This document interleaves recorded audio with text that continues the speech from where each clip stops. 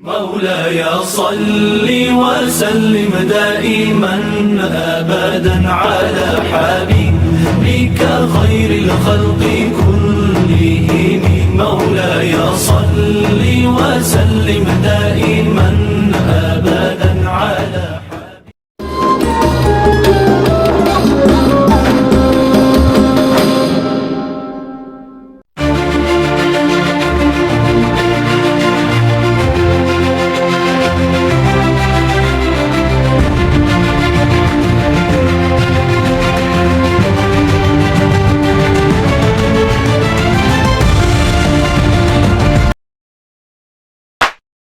Satu, metode berpikir Nahdlatul Ulama.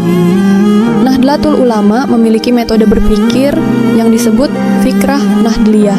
Metode berpikir ke-NU-an adalah cara berpikir yang didasarkan pada nilai-nilai Ahlus Sunnah wal Jamaah Aswaja yang dijadikan landasan berpikir Nahdlatul Ulama, Khitah Nahdliyah, dengan prinsip dasar tasamuh, toleransi, tawazun, keseimbangan, tasyawuth moderat, dan itidal adil. Paham aswaja harus diterapkan dalam patokan kehidupan di masyarakat, serta sebagai upaya mereformulasikan aswaja sebagai metode berpikir, manhaj al-fikr, keagamaan yang mencakup seluruh aspek kehidupan manusia yang berdasarkan atas dasar moderasi, menjaga keseimbangan dan toleransi.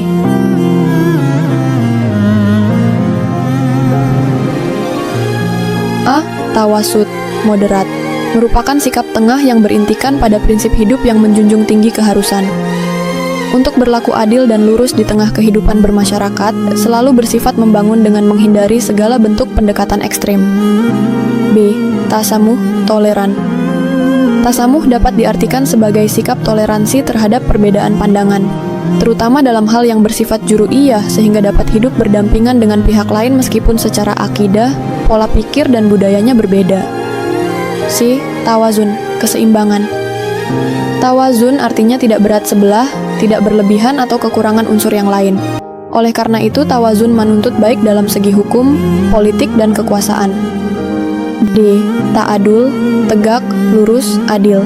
Itidal dalam bahasa Arab berarti adil, yaitu menempatkan segala sesuatu pada tempatnya, porsenya. Hak setiap orang harus diberikan sebagaimana mestinya, karena kebahagiaan barulah dirasakan apabila hak-haknya dijamin dari masyarakat, dihargai, dan golongan yang kuat mengayomi yang lemah. Selanjutnya, karakteristik Nahdlatul Ulama. Nahdlatul Ulama memiliki sejumlah karakteristik yang khas dan membedakannya dari organisasi Islam lainnya. Karakteristik tersebut dapat dijelaskan sebagai berikut. Yang pertama, berbasis tradisi pesantren. Nahdlatul Ulama lahir dari kultur pesantren, sehingga orientasi keilmuannya sangat kuat pada kajian kitab kuning.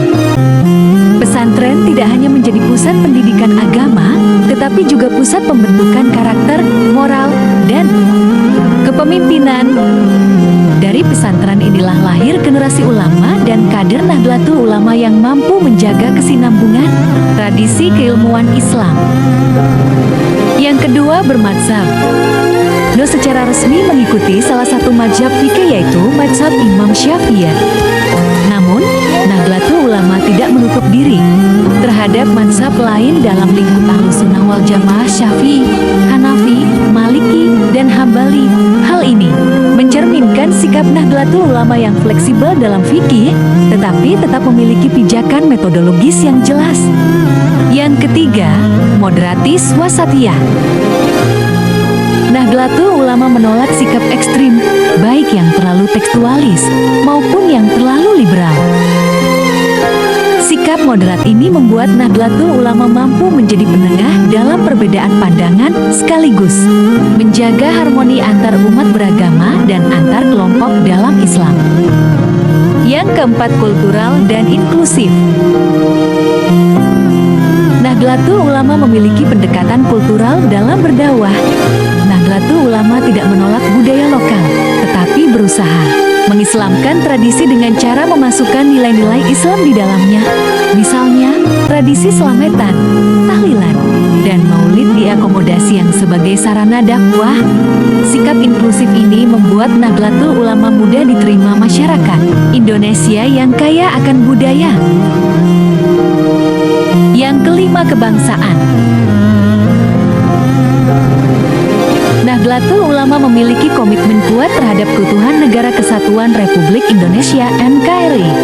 Nahdlatul Ulama menerima Pancasila sebagai dasar negara dan memandangnya tidak bertentangan dengan ajaran Islam. Konsep hubul watan minal iman, cinta tanah air sebagian dari iman, menjadi landasan Nahdlatul Ulama dalam memperjuangkan nasionalisme religius. Yang keenam, kemandirian sosial.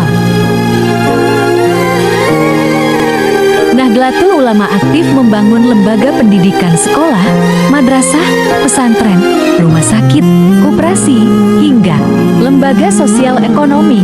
Hal ini menunjukkan bahwa Nahdlatul Ulama tidak hanya berfokus pada aspek ritual keagamaan, tetapi juga pada pemberdayaan masyarakat. Yang ketujuh, demokratis dan musyawarah. Dalam menyelesaikan persoalan keagamaan, Nahdlatul Ulama menggunakan mekanisme Bahsul Masail yang bersifat kolektif. Keputusan diambil melalui musyawarah para ulama, sehingga hasilnya lebih objektif dan dapat dipertanggungjawabkan. Prinsip demokratis ini juga tercermin dalam mekanisme organisasi melalui forum, muktamar, konferensi, dan musyawarah di berbagai tingkatan. Yang kedelapan, keterbukaan terhadap perubahan. Nahdlatul Ulama memiliki prinsip al-muhafazah ala al-qadim al-syali wal ahdu bi al-jadid al-aslah, memelihara tradisi lama yang baik dan mengambil hal baru yang lebih baik. Artinya, Nahdlatul Ulama tidak menutup diri terhadap modernisasi, tetapi tetap berpegang pada nilai tradisi. Itulah 8 karakteristik utama Nahdlatul Ulama. Dengan prinsip ini, Nahdlatul Ulama terus menjaga tradisi Islam, memperkuat kebangsaan, dan berkontribusi bagi masyarakat.